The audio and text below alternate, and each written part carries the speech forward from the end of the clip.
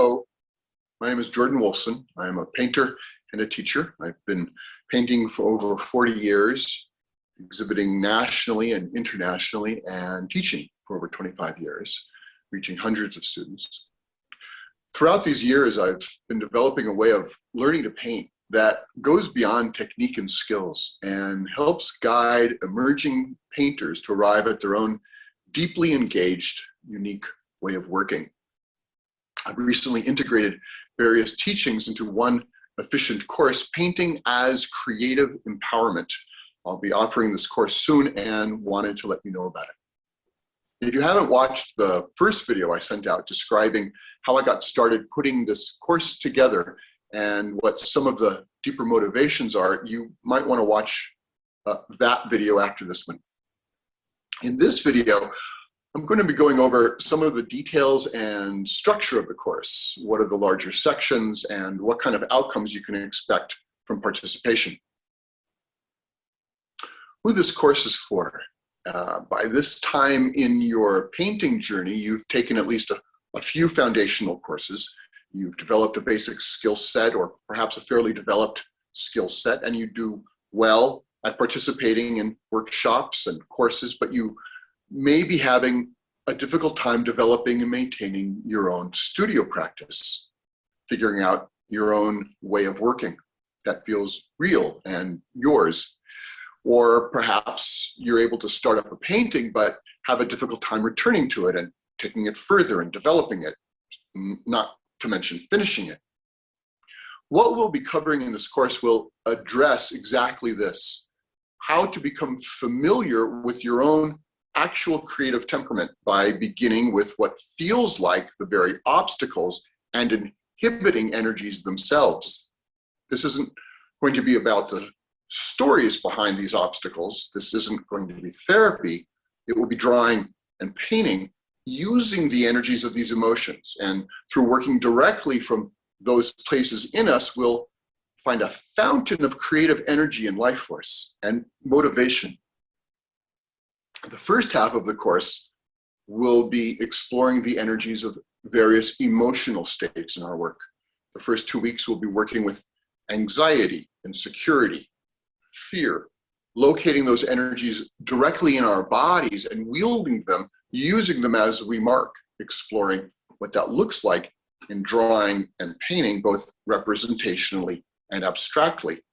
In the last video, I gave a demonstration of what that might look like while drawing from observation.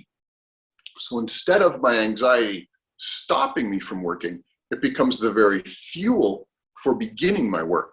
This doesn't necessarily make the energy more pleasant, although it does tend to neutralize how we categorize the experience. But that's not the goal. The goal is simply to work, to mark, to engage creatively. The third week, we'll be working with anger and judgment. Our self-judgment or judgment of the work is usually a form of aggression, and we'll go directly to that energy and wield it, exploring these ostensibly destructive energies, wielding them directly in our marking and getting to know the feeling of them.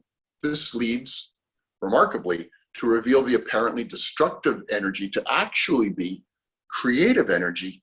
And we'll explore that not conceptually, but experientially in our work.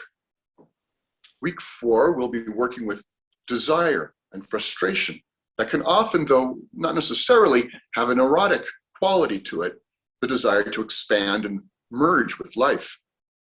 And again, we'll explore those energies in our marking and making and drawing and painting, both abstractly and representationally. The 5th week, we'll be working with energies of love, which we often describe in emotional terms and emotional feeling, but which I mean here as an energy of intimacy and rapport. What does that feel like in our work? So here, the energy probably will feel less threatening and behave less as an obstacle, but still maybe less familiar as a source for our work. I remember a period of time in my painting journey when melancholy feelings and a sense of isolation began to dissipate. These feelings were, until then, a fairly reliable source of inspiration in my work. As they dissipated, I was a bit at a loss, a kind of creative crisis in my work. What will be my go-to to pull me more deeply into the work? And I came to understand that love is a reliable energy source, perhaps the most reliable. I think of Rembrandt. Each week, I'll be demonstrating exercises, but also showing PowerPoint slides of drawings and paintings made by master painters that embody the energies that we'll be working with. We'll look at works by Van Gogh, Bonnard, Giacometti, Munch, Gwenjon, Rembrandt, Gillian Pedersen Cragg, Louise Fishman, John Dubrow, to name just a few. The last 3 weeks, we'll be exploring what happens next after we've started the painting. Week 6, we'll explore how to return to an image. People often find the returning to and development of the work to be an obstacle. I start out fine, excited by, or ready for the blank canvas. I like it, or maybe I don't like it, but I'm ready to work with it. But now what? After I've begun, how do I pursue it? Week 7 and 8 will work with questions of finish, of composition and wholeness. I've found a way to pursue the image and to develop it, but how do I finish the thing? What does that really mean? And what is the relationship between starting these drawings and paintings with all of the different emotional states and then going further to a finished piece? What happens inside of us? One of the really interesting things is how these emotional energies, the anxiety or the frustration or the desire, how they tend to change, at least in relation to our painting practice. The energies don't so much as disappear or go away, as much as get integrated into a larger creative practice. And as their context changes, the way we relate to them and characterize them changes. I remember when I first started to wield what felt like angry energy in my painting. I'd been working pretty steadily in a straightforward realist mode for about 4 or 5 years. And during this time, I started also to explore in my drawing different ways of marking, more gestural and quick, like I was striking the paper with a pencil. One day, while I was painting a still life in a realist mode, it felt like it needed marks on the front edge of the tabletop that was being depicted.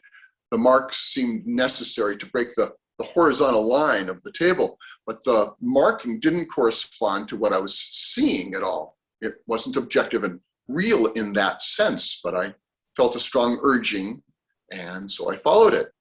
The marking muscle had been primed through working on these other drawings that I'd been doing, so I was ready, and those marks made the painting. It was necessary for the overall movement of the composition, but it just felt so transgressive in that moment, like I was doing something actually destructive, because it didn't correspond to what I was seeing objectively or how I thought the painting needed to be, supposed to be put together in some rational way. The curious thing is that over the years, what had originally felt like destructive energy and marking doesn't feel like that at all now. It doesn't even feel like I'm breaking something down to rebuild it. I'm just following the urging of the painting situation, serving it. And what had originally felt like opposite energies of creating and destroying now just feels like one larger and inclusive creative participation that goes way beyond me, the limited personal painter. And this brings to my life a deeply satisfying sense of engagement.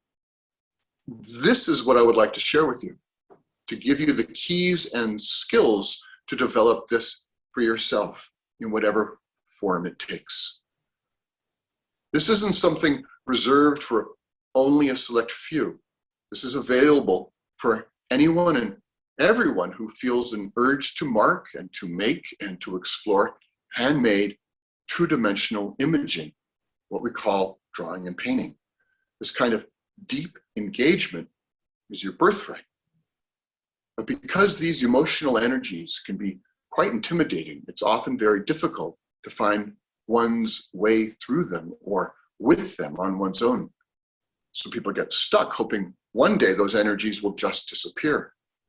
I was blessed to have many, many great teachers. And aside from giving me skills of the craft of painting, the the nuts and bolts. They taught me how to navigate the forest, how to explore the deeper regions of a painting practice. And I'd like to pass that knowledge on to you.